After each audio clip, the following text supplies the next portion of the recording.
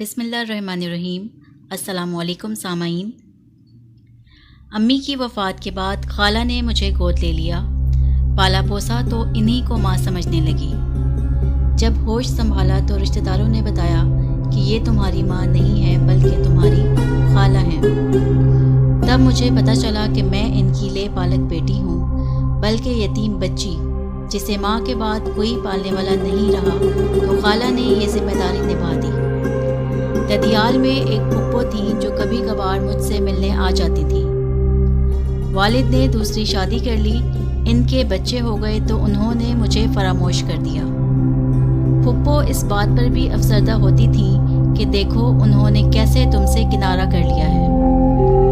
इस तरह मेरे दिल से अपने सगे बाप की चाहत निकल गई। खाला बहुत अच्छी थी, उन्होंने मुझे बहुत प्यार से पाला। खालू बिजनेस के सिलसिले में कराची रहा करते थे। वो ईद बकरीद पर आ जाते और कुछ दिन रहकर वापस लौट जाते। अलबत्ता फ़ोन पर बाकायदा खाला से राब्ता रखते थे। खाला का एक ही बेटा था, मुझसे 4 बरस बड़ा होगा। इसे भी रिश्तेदारों से मालूम हो गया कि मैं इसकी सगी बहन नहीं हूँ, तभी वो मुझसे लिए दिए रहता। इसका नाम यासिर था। यासिर ने तालीम मुकम्मल कर ली तो खाला ने चाहा कि इसकी शादी कर दें ताकि घर में बहू आ जाए, पोते पोतियों से रौनक हो। कई माह लड़की की तलाश में लगा दिए। ढंग की लड़की ना मिली तो थक कर बैठ गई। हर मिलने वाले से कहती कि मेरे बेटे के लिए कोई अच्छी लड़की बताओ। एक दो ने बिल आखिर कह दिया कि लड़की तो घर में मौजूद है, इधर उधर क्यों तलाश कर रही हो। आखिर सबीन में क्या कमी है?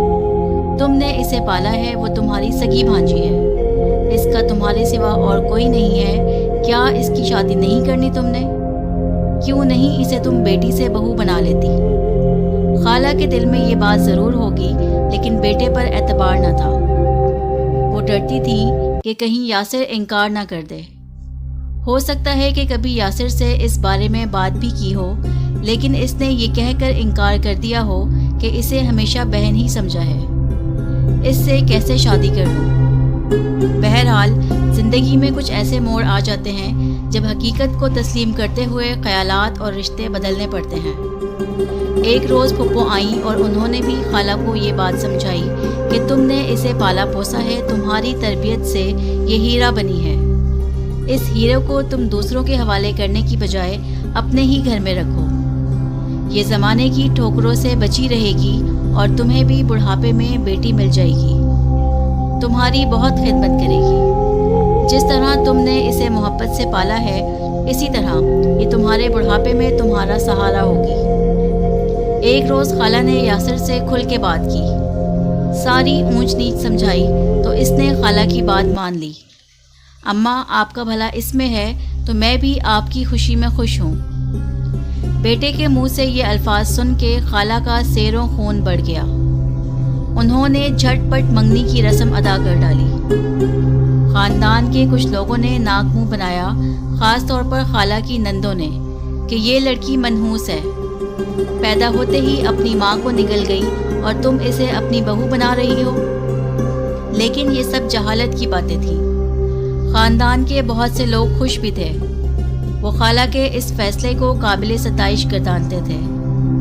मेरी यासिर से मंगनी हो गई तो खालू ने कहा कि यासिर को कराची भिजवा दो ताकि मैं इसको बिज़नेस के रमूज सिखा दूँ। खाला ने सोचा कि बाप के बिज़नेस को समझ ले तो अच्छा है, आखिर को यासिर ने ही घर संभालना है। इस तरह वो कराची खालू के पास चला गया।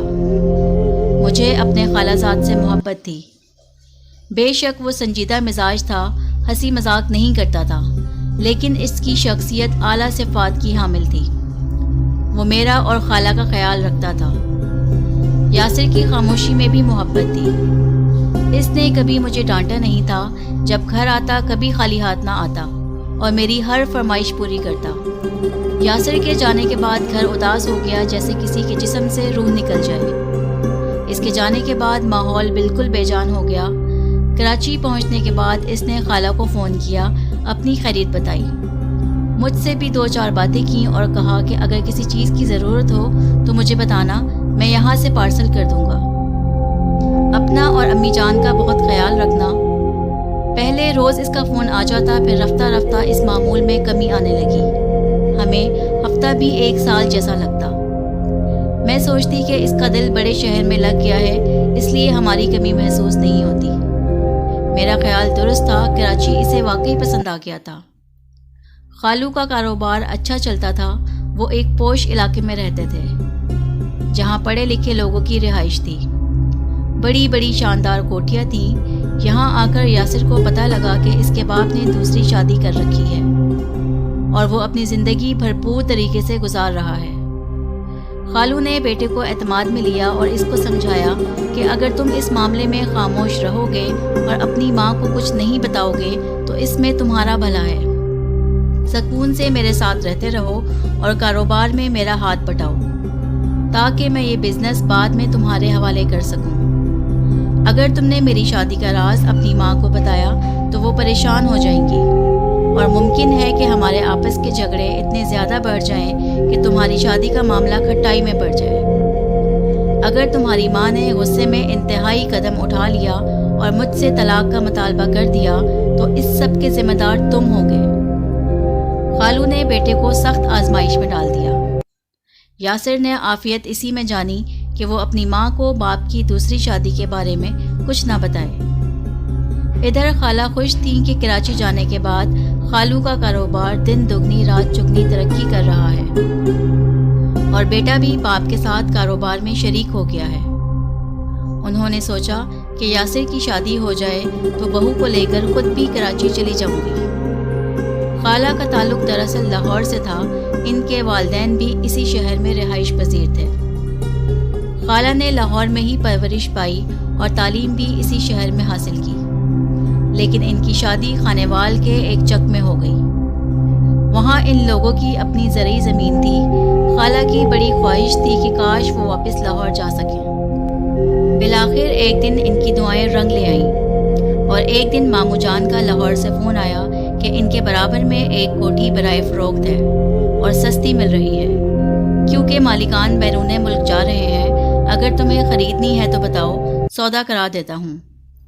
خالو جان خالہ کو ہر ماہ معقول رقم بھجواتے۔ ہمارا خرچہ زیادہ نہ تھا، اس لیے خالہ رقم پس انداز کرتی تھیں۔ بینک میں بھی شوہر نے ان کے نام کافی روپیہ ڈال رکھا تھا۔ انہوں نے ماموں سے کہا کہ میں سوچ کر جواب دوں گی۔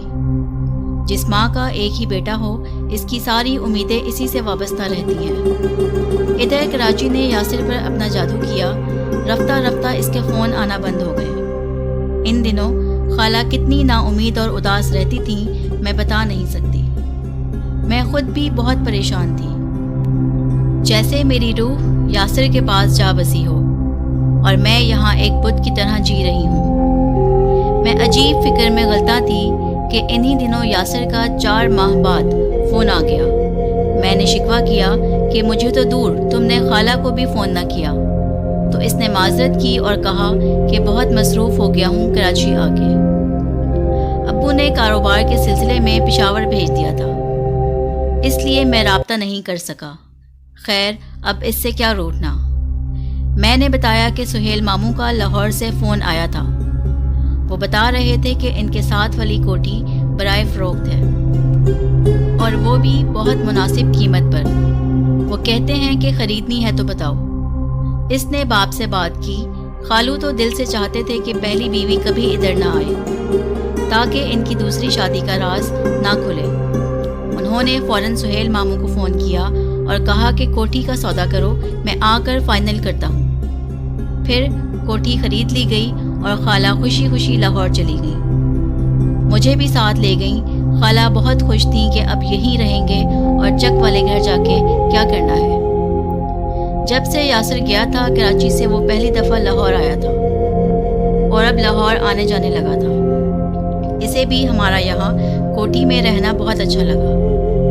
انہی دنوں میری اور یاسر کی شادی کی تاریخ مقرر کر دی گئی اور شادی کی تیاریاں گھر میں شروع ہو گئیں۔ روز اس سلسلے میں بازار کے چکر لگنے لگے، گھر میں مہمان آنے لگے۔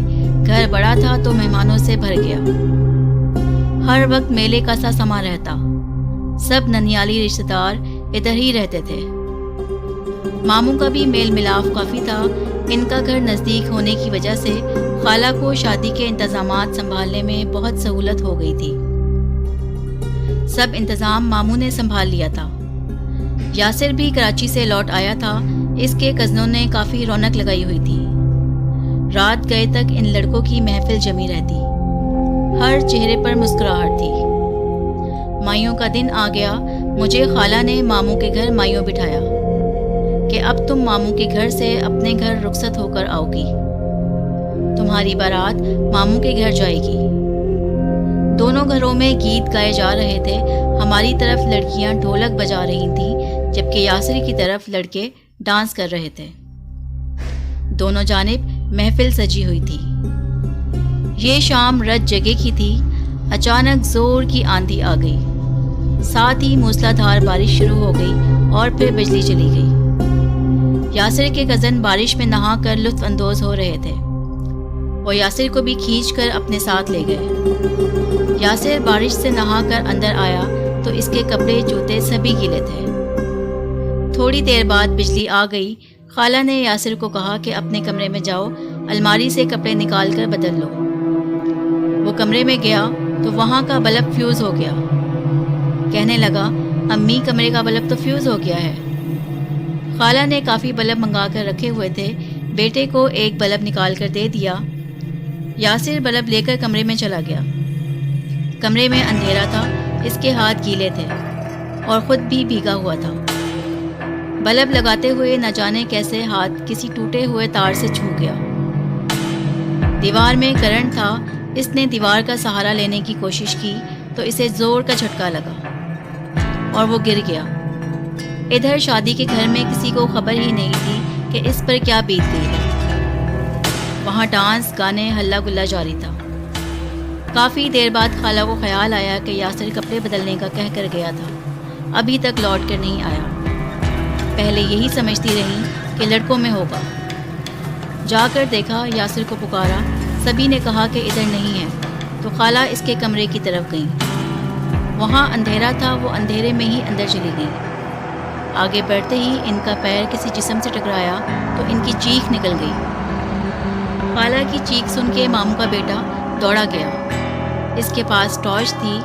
ٹارچ کی روشنی میں جو منظر دیکھا تو دل دہل گیا۔ خالہ حواس باختہ پلنگ پر بیٹھی تھیں اور یاسر فرش پر اوندھے منہ گرا ہوا تھا۔ وہ عرصے سے باہر رہتا تھا، اسے کوٹھی کی پرانی وائرنگ کے ایوب کا پتہ نہ تھا۔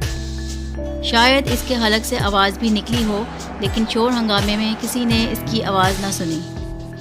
یاسر دلہا بننے سے پہلے ہی اس دنیا سے چلا گیا۔ خالہ یہ صدمہ برداشت نہ کر سکیں اور بے ہوش ہو گئیں۔ ان کو ہسپتال لے گئے۔ اب مسئلہ یہ تھا کہ یہ سب مجھے کیسے بتائیں۔ میں سہیلیوں کے جھرمٹ میں گھری بیٹھی تھی۔ رفتہ رفتہ شور میرے اطراف میں بڑھنے لگا۔ پھر کوہرام برپا ہوا تو میں نے بھی سن لیا کہ موت دلہا کو لے گئی ہے۔ یاسر کو کرنٹ لگا ہے۔ میرے کان سن ہونے لگے، آنکھیں بجھ گئیں، بصارت کھونے لگی۔ میں سکتے میں بیٹھی بے جان نظروں سے سب کا چہرہ تک رہی تھی۔ لوگوں کی آنکھوں سے آنسو بہہ رہے تھے، لیکن کوئی مجھ سے کچھ نہیں کہہ رہا تھا۔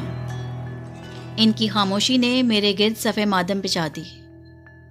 جتنے لوگ شادی میں شرکت کے لیے آئے تھے وہ سب جنازے میں شامل ہو گئے۔ میں تو غم سے نڈھال تھی ہی۔ خالہ کافی عرصہ سکتے کی کیفیت میں رہی۔ وہ کچھ کھاتی پیتی نہ تھیں، اللہ جانے سانس بھی لیتی تھیں یا بغیر سانس لیے جی رہی تھیں۔ خالہ کو سب ہمدردی سے گلے لگاتے، لیکن مجھ سے کوئی ایک لفظ نہ کہتا۔ یہ ان کا عجیب رویہ تھا، حالانکہ مجھے بھی ہمدردی کی ضرورت تھی۔ کوئی گلے لگاتا، غم گساری کے دو بول بولتا۔ جان گئی لوگ مجھے دیکھ کے منہ پھیر لیتے ہیں، میں ان کے تعصب کا نشانہ بن رہی ہوں۔ وہ مجھے منحوس سمجھ کر بات نہیں کرتے۔ کسی نے ایک روز منہ سے یہ فکرے بھی کہے تھے کہ یہ بدبخت منحوس ہے، جو اس سے شادی کرے گا مرے گا۔ اف میرے خدا، یہ دنیا کتنی سنگ دل ہے۔ میں نے سوچا، یہاں کے باسیوں کے سینے میں دل نہیں ہے۔ عورتیں خالہ سے ہمدردی کرنے آتیں، مگر مجھ سے نظر بچا لیتی۔ کسی کو یہ احساس تک نہیں تھا کہ مجھ مائیوں بیٹھی لڑکی پر کیا قیامت ٹوٹی ہے۔ میری آنکھوں سے بھی اشک جاری ہو جاتے تھے، جنہیں پہنچنے والا کوئی نہ تھا۔ اس حادثے کے 5 سال بعد تک کوئی میرا رشتہ لینے نہ آیا۔ لوگ اس بات کو نہیں بھلا سکے۔ خالہ کو بیٹے کا دکھ تو تھا ہی، لیکن اب میری بھی فکر کھائی جاتی تھی۔ اکثر وہ عورتوں کو سمجھاتی تھیں کہ میرے بیٹے کی موت ایسے ہی لکھی تھی، اس میں میری بھانجی کا کیا قصور۔ اللہ جانے لوگ اس کو مورود الزام کیوں ٹھہراتے ہیں۔ ایک دن پھپھو آئیں تو مجھے گلے لگا کر رونے لگی اور کہنے لگی، ہائے میری بچی، تو ازلی بدنصیب تھی، اللہ جانے خالہ کے بعد تیرا کیا ہوگا۔ ان کی بیٹی ساتھ تھی، کہنے لگی کہ امی، آپ بھائی کے لیے رشتہ ڈھونڈ رہی ہیں تو آپ انہی کو کیوں نہیں بہو بنا لیتی۔ ویسے تو بہت دکھ کرتی ہیں کہ میری بیچاری بھتیجی کو بہت دکھ سہنا پڑا ہے۔ دوسروں کو نصیحت کرنے سے پہلے نیکی کو اپنے گھر سے شروع کیجیے نا۔ یہ سن کر پھپھو کچھ بجھ سی گئیں، لیکن نائلہ نے اس بات کو سنجیدگی سے لیا۔ گھر جا کر اپنے بھائی سے خود بات کی۔ میرے پھوپھی زاد زاہد نے مجھے کبھی نہیں دیکھا تھا۔ وہ جانتے تو تھے کہ میری شادی سے 2 دن پہلے میرا ہونے والا شوہر کرنٹ لگنے سے وفات پا گیا، لیکن کبھی پھپھو نے ان سے نہ کہا تھا کہ میرے اوپر کیا بیتی۔ اب بہن نے احساس دلایا تو زاہد کچھ سوچنے پر مجبور ہوئے۔ دراصل زاہد کی شادی ہو گئی تھی، لیکن بیٹے کو جنم دیتے ہوئے ان کی شریک حیات وفات پا گئی تھی۔ بیٹی کو پھپھو پال رہی تھی۔ اس واقعے کو 6 برس بیت گئے اور اب پھپھو بیٹے کا دوبارہ گھر بسانا چاہتی تھی۔ نائلہ کی کوششوں سے زاہد مجھ سے شادی کرنے پر آمادہ ہو گئے، لیکن پھپھو راضی نہ تھی۔